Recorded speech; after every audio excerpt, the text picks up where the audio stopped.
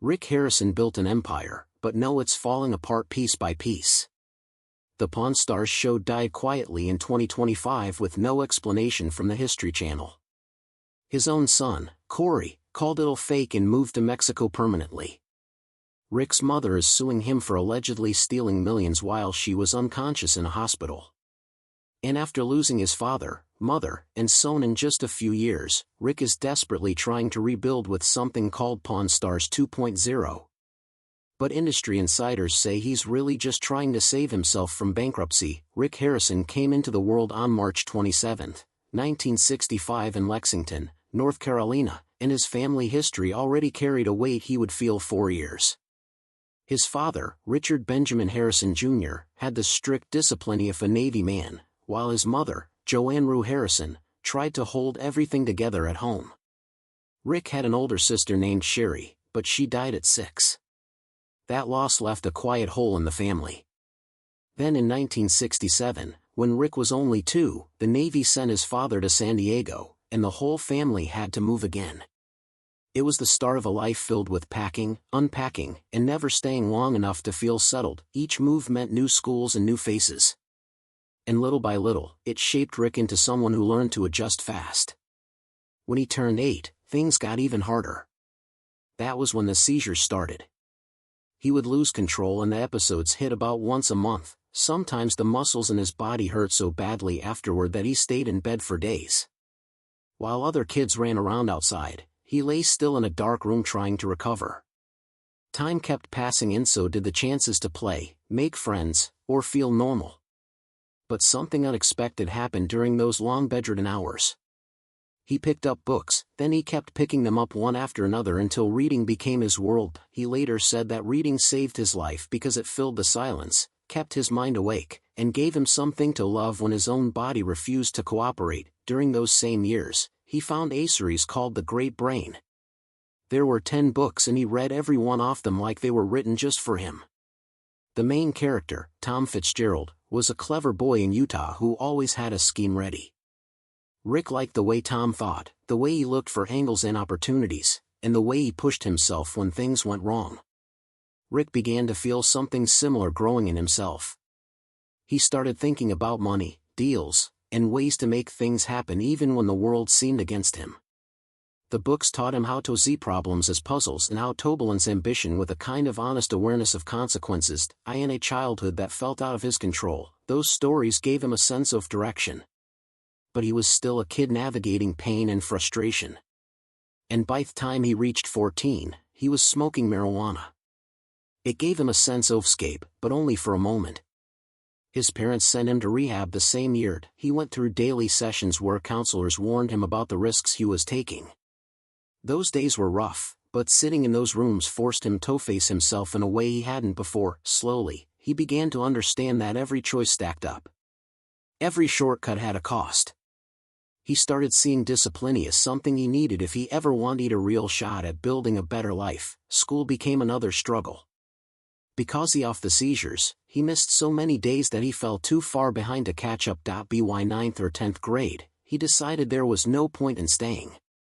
Schools in the late 1970s were not set up to help kids with conditions like his, so he walked away.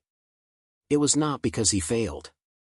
It was because life had already demanded a different path from him and he started creating that path fast. By the early 1980s, he was living in Las Vegas and hustling at swap meets. That was where he became the first teenager in town to sell fake Gucci bags. He bought them in New York's Chinatown for about $10 and sold them for around $100. Some weekends she made $2,000. For a teenager, that was life-changing. He felt the thrill of creating something out of nothing. And he learned that every booming market attracts competition. When cheaper Asian imports started showing up, his profits dropped. Instead of quitting, he drove to the Los Angeles garment district and found a new lane. This time, it was fake Jordache jeans. He bought pairs for about $15 and sold them for around $40 or $50. Once he shifted gears, money started coming in again. That willingness to pivot became a part of him. Around that same time, life took another turn. His girlfriend Kim became pregnant when he was 17. They had heartbreak early on, then welcomed their son Corey on April 27, 1983, only a few days after Rick turned 18. He chose to marry Kim. And in a city like Las Vegas, their young marriage became local talk. 2 years later, they had another son, Adam. But the pressure of young parenthood mixed with Rick's nonstop hustling pulled the marriage apart. By 1985, they divorced and Rick took custody of both boys. That choice pushed him even harder because now he had 2 lives depending on him. Then came the year that forced the entire Harrison family to start again. In April 1981, a real estate collapse in Kentucky wiped out everything Rick's parents had built. They had only $5,000 left, and that money was supposed to cover a move, rent, food, and whatever came next. They headed to Las Vegas, hoping the city would give them a fresh start. Back then, Las Vegas was rougher, smaller, and nothing like the bright tourist center it eventually became. The Harrisons arrived knowing nobody. But within weeks, they opened the Gold and Silver Coin Shop. It was only 300 square feet, barely enough space for customers to toke in. Rick worked there by day and repossessed cars at night. They struggled to make even $100 on some days, but they kept showing up. There was also a strange law in the city during those years. No new pawn shop licenses could be issued until the population hit 250,000. In 1981, the population was around 25,000. City officials assumed that number would not be reached for decades. Rick refused to wait. Every week, he called the city statistician to track the population. He waited like this for 8 years. Then, in April 1989, the number finally hit 250,000. Rick rushed to City Hall and got the license. That moment changed everything. The Gold and Silver Pawn Shop opened that same month at 713 Las Vegas Boulevard. It was still small, but it was theirs. In the first year, the shop turned a profit. By the mid-1990s, it was becoming a local landmark, one deal at a time. As the years moved forward, the numbers grew. By 2005, the shop was loaning out about $3 million each year. The average loan was between $75 and $150. Their interest income reached about $700,000 a year. They were handling thousands of deals, touching everything from broken jewelry to rare collectibles. It was an incredible climb from the days when the family arrived in Las Vegas with only $5,000 and a desperate need to rebuild. Rick Harrison spent years trying to change how people saw pawn shops. He wanted to move them away from the dark back alley image that made people think of trouble instead of trade. Back in 2003, he showed up briefly on Insomniac with Dave Attell, and that tiny bit of exposure gave the shop a spark. He held on to that spark and kept pushing. He visited production companies again and again, explaining that he wanted a family story wrapped inside a real business. He imagined something honest and entertaining at the same time. The first name he picked was Pawning History, but someone at Left Field Pictures looked at it and suggested something shorter. Pawn Stars felt sharp and catchy, and the little play on words made people smile. After years of knocking on doors, the History Channel finally said yes. And on July 19, 2009, the show aired for the first time. That moment changed everything for Rick. His persistence did not just bring a show to life.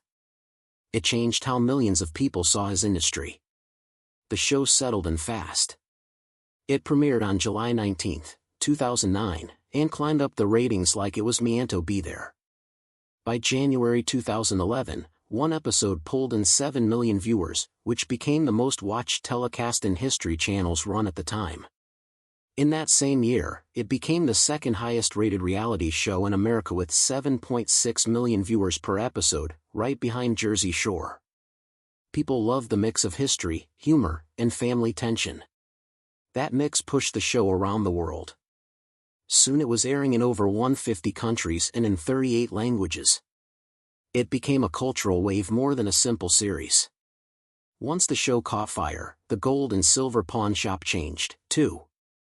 Before Pawn Stars, the shop saw maybe 70 to 100 people in a day. By 2010, that number jumped to more than 1,000 every single day.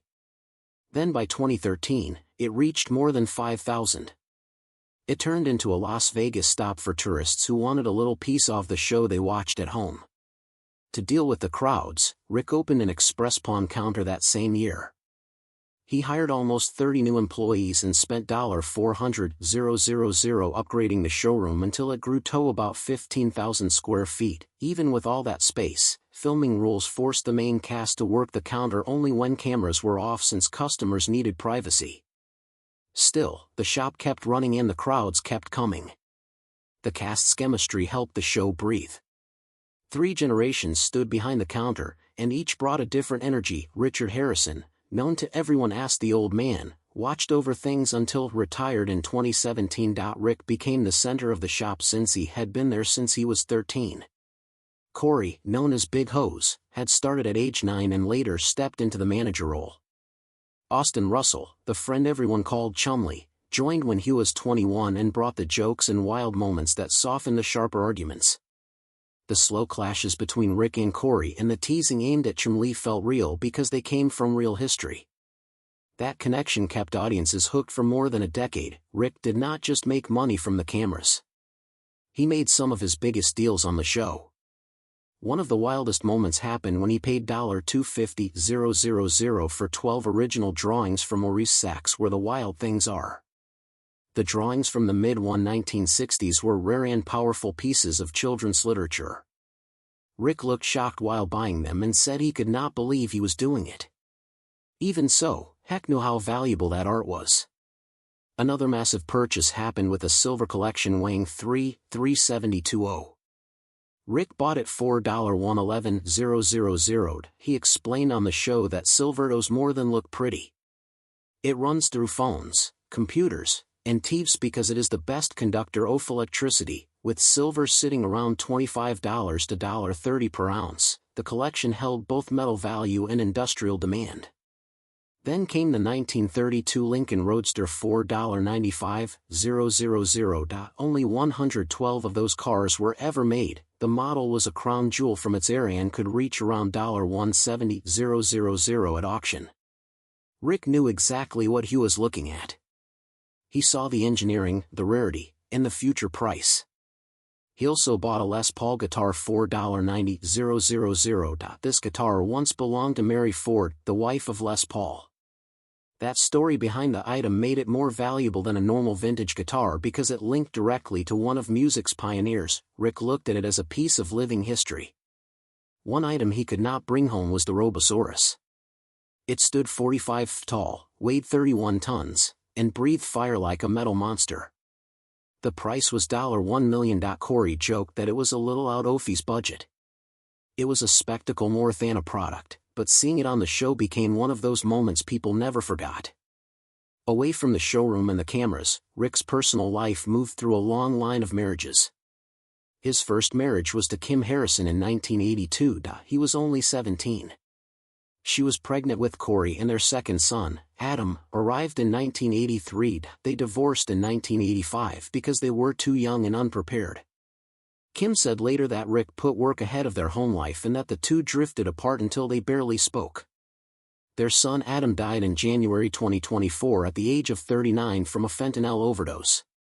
Rick later warned publicly about the opioid crisis. His second marriage was to Tracy Harrison in 1986 and lasted until 2011. They had one son together, Jake. Tracy stayed private, but records showed that the couple grew distant over time. Rick was always filming or running the shop, and that distance became too wide. They divorced quietly without fights or drama. Jake stayed close to both of them and built his own place in the show. Rick married again in 2013, this time to Deanna Burton. They married in Laguna Beach with Danny Coker officiating. Through this marriage, Rick became stepfather to her 3 daughters, Serena, Tiana, and Marissa. The two stayed together until 2020. Court documents said their tastes and views drifted so far apart that they could not stay married. They settled everything privately. Rick later told TMZ that the split was mutual. He remained connected to her daughters even after the divorce. His fourth marriage came in 2021 to Amanda Palmer, but it lasted only until 2023. There were few details, very little publicity, and no public conflict. The marriage faded quietly and ended in less than 2 years. Then in March 2025, Rick announced something new. He was engaged to Angie